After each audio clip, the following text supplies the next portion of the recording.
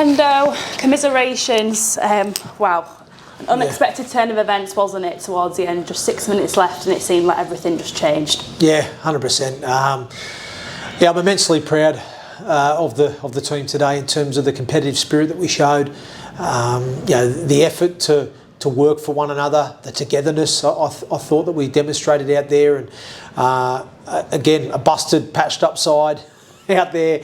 A number of guys having to play in unfamiliar roles today, and I thought did a tremendous job, managing that, which was always going to be a tough ask for them.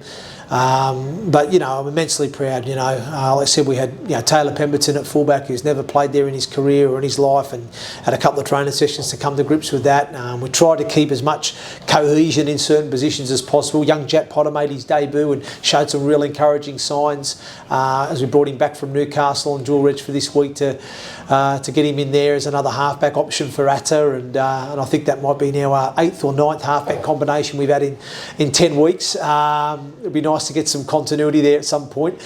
But yeah, so again, there's a lot of encouraging signs from today, a lot of positives from today. I thought the way we managed that first half was outstanding. I thought the way we started, I thought our defensive mindset and mentality was great, and we really caused Widnes problems with our defensive energy, really. We forced errors, we restricted them getting out of their half, and I thought we were 14 points to the good at half time, and I thought the bench guys made a massive impact when they came on and complemented the guys that started. I just thought that first half was a real pleasure as a coach to watch, and then the challenge was to be able to replicate that in the second half.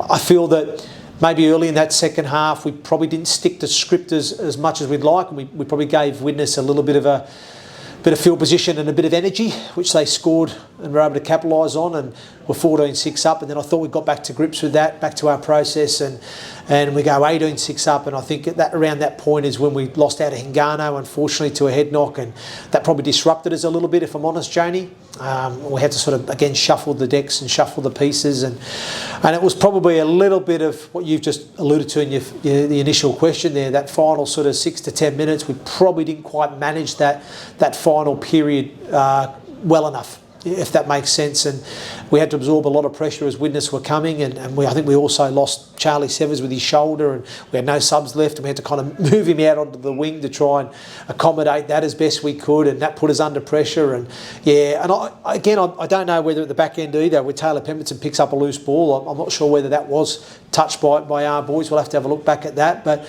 I think that was a pretty big game-changing moment as well. So there was a couple of moments in that final 10 minutes. What I'm saying is I feel that, either we could have managed a little bit better, and maybe one or two things could have gone our way, but unfortunately they didn't. But I'm immensely proud of the team today. To put out what we put out today, we'll bust a lot of guys carry knocks into the games, guys out of position. I think the fans can be certainly proud of the team's efforts today, because they had a real genuine crack for one another, and I'm just really gutted for them. As you say, just really got in, because we led the way, we really did, and just like that, it just all kind of turned against our favour, unfortunately. Yeah. But as you say, a great performance given all the restrictions as well. Just on the injury, so you've mentioned Charlie Severs' shoulder, and then there was I forget now. There was Jimmy Kinehorst, who came off. Is he okay? I think head knock. Head knock as well. So we had picked up a couple of head knocks there, in the game, as well as Charlie's shoulder. So again, we'll assess them. And if I'm honest, this probably break now has probably come at a really good time for us.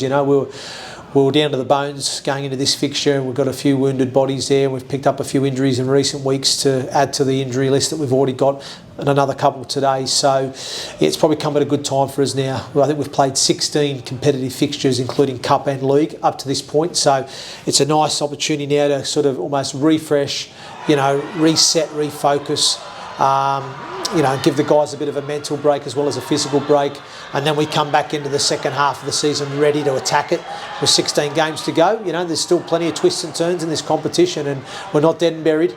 And I think we've seen that in the last 3 weeks, the identity of what this York team is about, the competitive spirit, the effort, the togetherness. I think we've seen that in the last 3 games, and we're back to where we need to be. So that's really encouraging, and I just feel once we get a few of the cavalry back and we're able to build a little bit of continuity in certain positions and get some flow to our game and some rhythm, I do think we can turn this tide very similar to what we did last year. So, I certainly haven't lost any faith yet. I think, again, I've got to give a massive rep to me support staff, the coaches, the off-field staff, again, for doing a great job in trying to get these boys on the field and prepping them, and the support that they're giving the team as well. And it's just been tough that we hadn't done enough today to get across the line. But like I said, plenty of encouraging signs. Definitely, and you could just see how hands-on everybody is. It's such a full team production here, and I don't know if you guys can hear, but there's been lots of cheering and shouting because this is the third game of the day happening against Oscar's Charity and Rugby League All-Stars. How has it felt for you to be part of such a huge day today with the Valkyrie, yourselves, and then obviously the charity match? Yeah, it's great. Look, we love having the Valkyrie playing, as a double header with us, which is always great. It's great to have both teams here and give our fan base the opportunity to experience both teams, here at the LNER, but also a special occasion today where we've got a charity fixture on, some great old famous faces out there on the field at the moment, a couple I've played with and against, which is great to see, and look forward to catching up with some of them boys after. But once again, for them to get to experience playing out there, some of the fans have stayed behind to watch it and support it, which is great. And again, it's just raising money for a well-worthy charity, which is awesome. So we've got to thank the All-Stars for that. And just on that note, you've mentioned there you've been catching up with a few familiar faces. Will you be putting on the boots anytime soon? I've been asked to do it on a couple of occasions, but it's the time, isn't it? A lot of these games take place, and it's just time. And but yeah, never say never. I've featured the odd time in the past, so never say never. Wonderful. Thanks, Hendo. Thanks for speaking. Thanks, Janie. Thanks.